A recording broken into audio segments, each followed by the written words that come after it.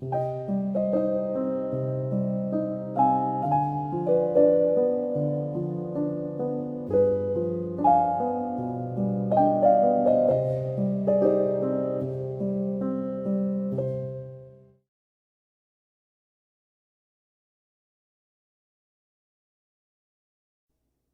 upon a time, in a land far, far away, there was a forest as old as time itself. There was a small settlement on the edge of the wood, but so few people chose to stay there for any longer than it took to pass through that no one could remember its official name. It was known only for its vicinity to the forest, and so was called the town next to the woods. A heavy iron gate defined the settlement's current limits. There was no one in the town who had been in the area long enough to remember when exactly the gate had been built, but everyone knew why it was there. Fairies were not always kind, to trespassers or each other. Anyone brave or foolish enough to venture into the woods was never seen or heard from again. However, the woods still charmed those few that had made it their permanent backyard. The plant life was varied and beautiful, especially as autumn was just beginning. The leaves on the trees had turned from a monotonous green to an array of orange, yellow, red, and brown almost overnight, interspersed with touches of dark green needles. It was enough to make travelers linger a day or two more. Within this forest there was a room underground. It was dark and small, but not confining. Rather, the woman inside thought the inviting smells of the earth and the plants that lined the dirt shelves made the place cozy. She didn't feel like getting up, even though she knew that her legs would soon grow restless for the open road that would lead her to the next small room on the outskirts of the next small town, and she would be just as content there. Smoke filled her vision and her nostrils. The fresh air became ash in her mouth. The fire had taken hold of all her senses, and she struggled to find a way out of it, only to discover that her hands and feet were bound and her back was straight against a wooden pole. She fought harder, struggled more, and though she went nowhere, she was sure that she felt something shift and give way to her clawing hands. Anne woke from the nightmare with a start, disturbing the cool grass beneath her and sending a small moth flittering into the light breeze. The ground around her fingers had little gouges in it. The sensation of digging into it must have brought her out of her dream. She was sitting on top of a hill. Around her there were trees of every sort, and between them grew clumps of fern and tall grass. The ground was littered with leaves in all shades of red and yellow. It was a calming scene after such a horrific nightmare, and Anne decided to take her time cleaning the dirt out from under her nails to enjoy it. She opened up her satchel and rummaged through it. Inside were some clothes, a few things for personal hygiene, and a coin purse full of gold. She reached in as far as she could, all the way up to her shoulder, but there wasn't anything else in the bag. It certainly was deep for such a small thing. Anne stood, dusted off her pants, and tossed the strap of the satchel over her shoulder. She had seen all there was to see from where she was sitting, and there must be more to see outside the small clearing. She chose a direction at random and started walking, the tips of the ferns brushing against her hands as she passed through them. She came across a stream soon enough and leaned down, sinking her knees into the soft mud while she cupped her hands to drink. Once she had swallowed a few handfuls of water, she noticed a pair of boots sitting by the river. They were worn and beaten up, like her satchel. Maybe she'd been here before. Anne fished a pair of socks out of her bag and put them on, then the boots, and set off walking again along the stream. She couldn't feel the mud squelching between her toes any more, but the boots looked nice and protected her feet from rocks, so she decided it was better to wear them. She walked far longer than she thought she would. The shadows of the trees grew darker and denser, and the once pleasant breeze started to nip at her exposed arms. She put on a sweater she found in the bag and kept going. Twilight cast a red glare over the sky. The leaves, once bright and warm, now looked like the glowing embers of a fire that reminded Anne of her nightmare. The wind had grown more hostile, and even with her sweater on she kept her arms clutched close to her chest as she walked. The sun set quickly, or perhaps she lost track of time again. Soon it was completely dark, save for the fireflies that hovered around her. She could hear animals much larger than squirrels moving through the thick underbrush, marked by the occasional snapping of a twig or frightened shrieks of smaller animals. A flash of red caught her eye, darker and shapelier than the leaves. In the near distance Anne could see a figure in a scarlet cloak. The hood was drawn up, and the figure had their back to her. She could have crept by, and was considering doing just that, until the figure turned and revealed the profile of a sturdy woman with a stern expression. A basket hung from the crook of her arm. Anne kept an eye on the woman, captivated for a moment, and the woman saw her. Their gazes locked, and Anne knew that if she was going to run, she had only a few brief seconds to make up her mind and do it. But there was something in the woman's eyes that kept her still. They were deep and somehow older than the rest of her. Her pale blue eyes appraised Anne, and for that moment she wanted the approval of this woman more desperately than she could explain. What are you doing in the forest, alone? I didn't know I was alone. You surely are not now. But that only answers one part of my question.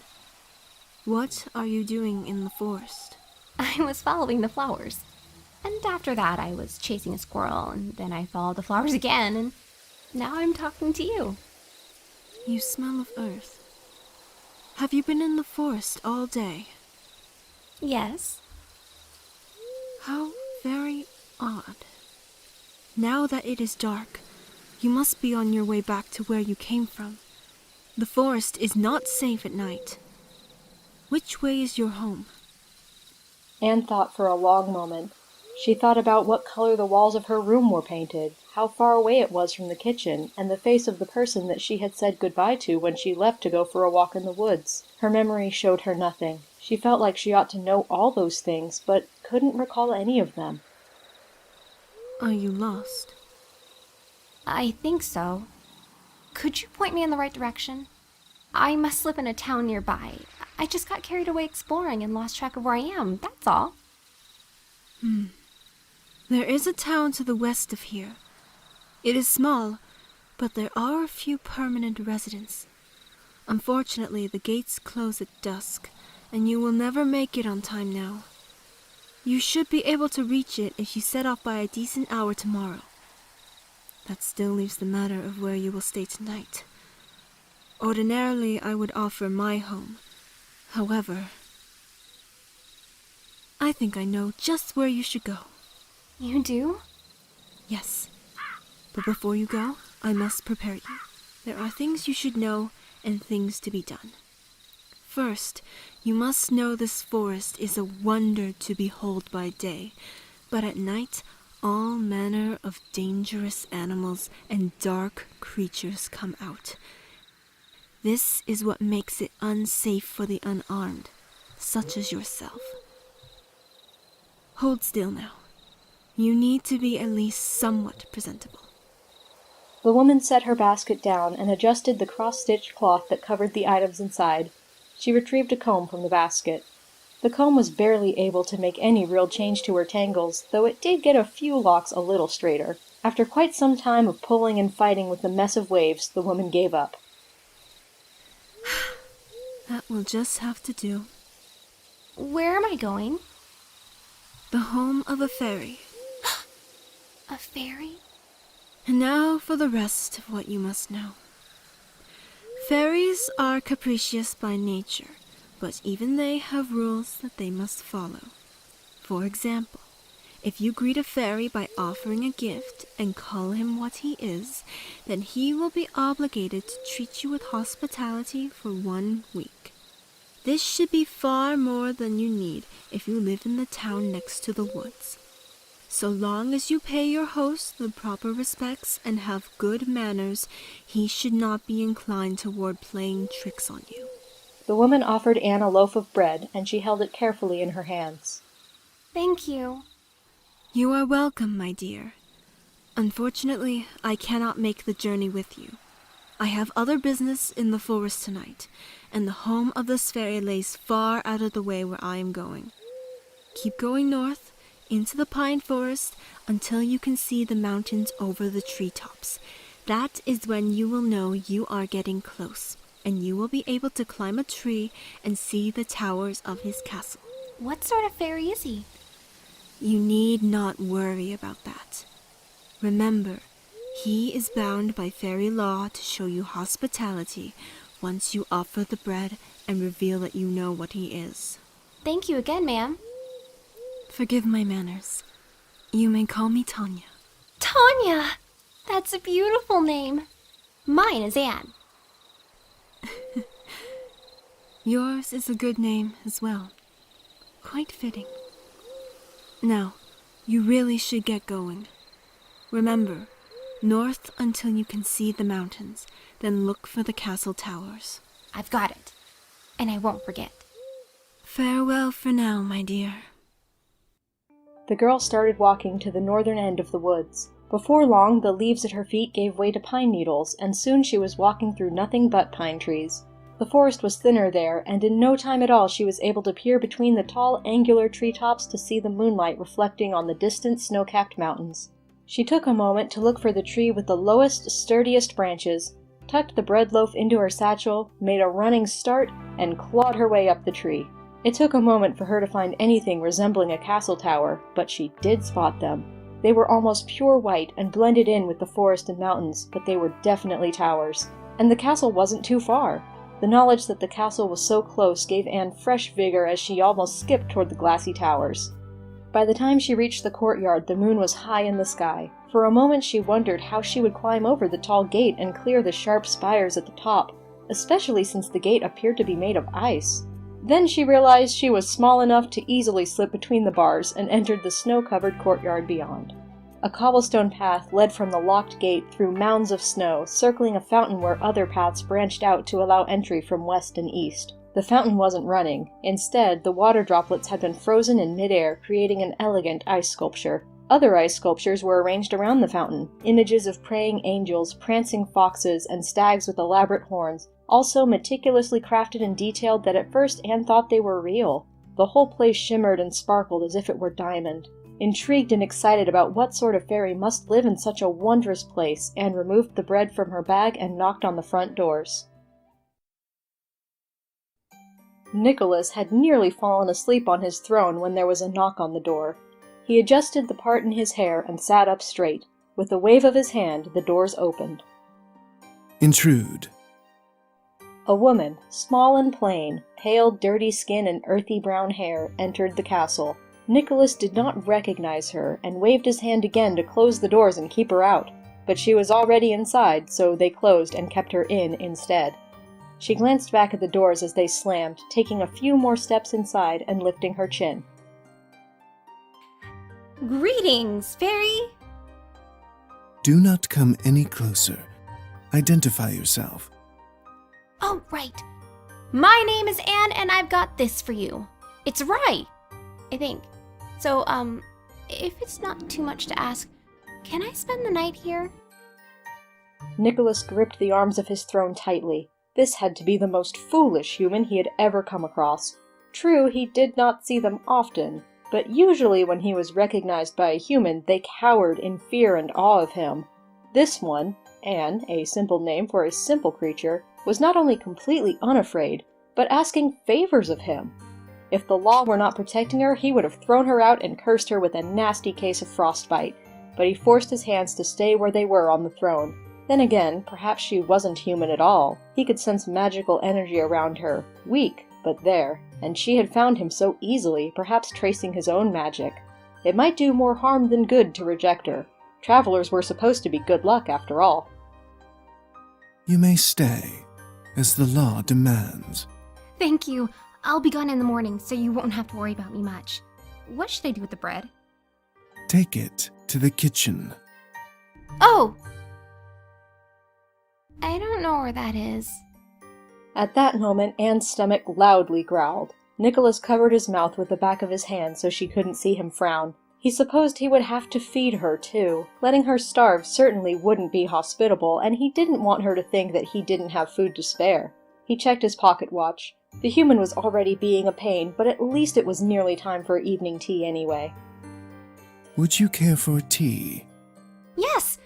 I don't think I've ever had tea, but I'm willing to give it a try. What does it taste like? The frost cherry rose from his throne and walked to the kitchen without answering. She followed behind him, her feet occasionally sliding on the ice floor. The kitchen was perhaps his most prized room. Nicholas had fitted it with all manner of enchantments and spells so he could enjoy warm tea and confections without causing the castle to melt around him. He gestured to the small table placed near the oven. Please, sit. The tea will be ready shortly. Nicholas set the kettle on the stove and retrieved 2 bags of rose tea, placing them in the teacups. They didn't match, of course. He'd never felt the need to buy his teacups in sets, as he never had company. Now the mix-matched cups bothered him a little. Are you royalty? Of a sort. What sort? And you haven't told me your name yet. I am Nicholas Rasmussen, Prince of the Frost Fairies, ruler of the season of winter, second eldest ruler of the Northern Realm. You may address me as any one of my titles. Your titles, not your name? Of course not, unless you have a title of your own, which I highly doubt. Are you a witch? No, I'm not a witch. I'm just Anne. As I thought. The magic he sensed must be coming from an enchanted amulet, the purse maybe. The crystals that studded the flap were more than indicative of that. She most likely did not have any actual powers like most humans, and she probably had nothing worthwhile to offer him in that case. But the law was the law, and there was no going back on it now. How about I call you Your Majesty? Your Highness. You don't have to call me Your Highness. Just Anne is fine. Nicholas didn't understand what was so funny. He focused on the kettle, which would take some time to whistle. An ordinary human peasant had found and gained access to his home. He would have to find a way to make sure that this did not happen again. How had she managed to get through the gate? Where should I sleep? Any of the unlocked rooms. Any of them? But the castle is huge. Then it will not be difficult for you to stay out of my way. But how am I going to know which doors are unlocked? They will not be locked. For some reason, this caused her to break into a wide smile. Was something he said amusing to her? He had not meant to be, and he was not sure how to feel about her smiling like that. It didn't seem derogatory, but one could never be too sure.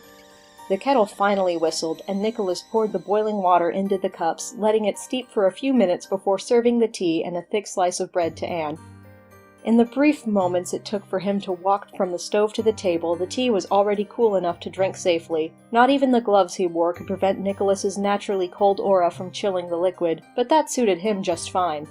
Nicholas intended to take his tea in the study rather than remain in the woman's company for another moment, but she continued to speak, and only a rude host would leave the room while the guest was talking to him. Are you alone here? I enjoy solitude. Besides which, there is nothing wrong with being alone. And what of you? Were you not alone? I have been alone. And being alone wasn't bad at all, but I'm much happier here with you than I was out there. Alone. You are happy here? Yes. Why wouldn't I be?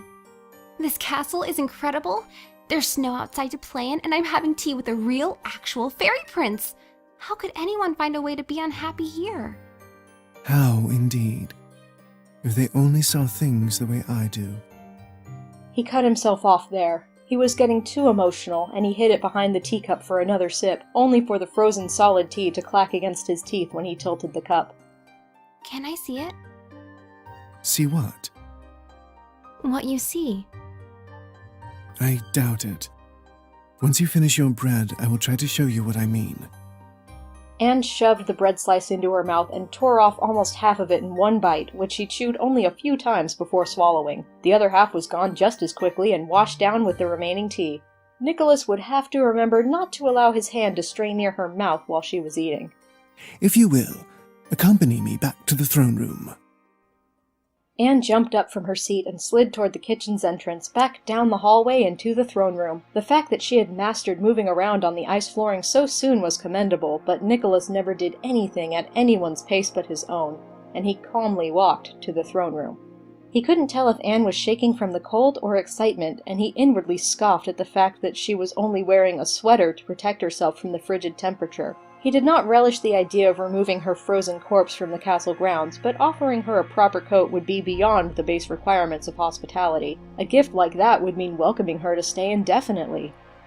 Nicholas fluttered his wings, and the air around them chilled. He concentrated on making a small cloud, just big enough to fit in the palm of his hands and drop a few flakes. Anne stared with wide eyes as the cloud formed, and the bits of snow fell into his open hands. Within a few minutes the cloud dispersed, and Nicholas let the collected flakes fall to become part of the floor, only for Anne to catch them instead. It's cold! Of course. What else did you expect? The snowflakes remained in Anne's hands for only a few moments before they melted into a tiny puddle and dripped onto the floor, freezing almost instantly once more. That was fun. I don't see how anyone could get tired of that. But you did not see it. Snowflakes are more than fun. I've never seen snowfall before. I thought it was wonderful. That is not the point. It melted too quickly for you to see it correctly. Your hands were too warm. Everyone else is too warm. It was still amazing to me.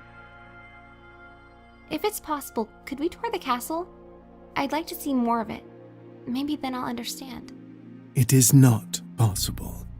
The castle is far too large, and I feel the beginnings of a headache. If you must be escorted, then I will show you to the empty rooms you may sleep in. But no further. That's fine. I'm feeling pretty tired. I wouldn't mind going to bed. Nicholas held back a sigh of relief and led her up the stairs behind the throne to the western corridor. Door frames lined the hallway, but between their arches were solid slabs of ice. However, Anne could see that there were rooms beyond those transparent walls. How? Hush. He tapped the center of one of the slabs, and it split in a neat line down the middle to form a pair of double doors that slid open with ease. The room beyond contained just a few wooden furnishings, a bed, a wardrobe, and a nightstand, all carved with images of the woods and snowflakes. The room itself was large and had its own adjoining bathroom.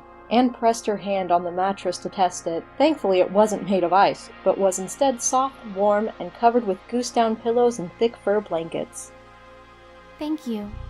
I trust you can find your way back to the kitchen for breakfast. Now, make it the parlor, down the hall. That is a more proper room for tea. Be there shortly after dawn. Do not be late, and do not break anything. If you need me, I will be in my study in the east wing. He left the room, closing the door behind him. Anne removed her boots and bag, then changed into one of the long wool nightgowns that hung in the wardrobe. She crawled into bed, tired from walking for so long. Even just resting her legs for a while felt wonderful. Sleep was slow to come, and as Anne laid awake in the bed and stared up at the ceiling, she became keenly aware of how high up it was. Looking around, she realized that everything was far away, and the almost empty room filled her with loneliness. She slipped out of the bed and walked into the hallway to get away from the bareness for a moment. It was only a guest bedroom, and judging from Nicholas's comments about solitude, he didn't have much of a need to fill it. However, she found more of the same in the hallway. When she thought about it, the throne room was that way too. Despite the immaculate detail of the decor and furniture in every room, there was no life in any of it. The whole palace was empty. Anne began to understand Nicholas's surprise at the idea that anyone could be happy there. She went back to her room, curled up under the blankets, and closed her eyes tightly while thinking of the forest, the flowers, and the sun that she dearly missed. Thank you for listening all the way to the end. This was a major project, and I am so grateful for the people who came together to make it a reality, including our talented voice actors and our audio editor. You should see their names on screen now. This is just a sample of larger projects that I'd like to do in the future if we're able to fund them. I wouldn't necessarily call these audiobooks because they aren't directly reading the text, but more adapting the text for an audio format, so more like an audio adaptation.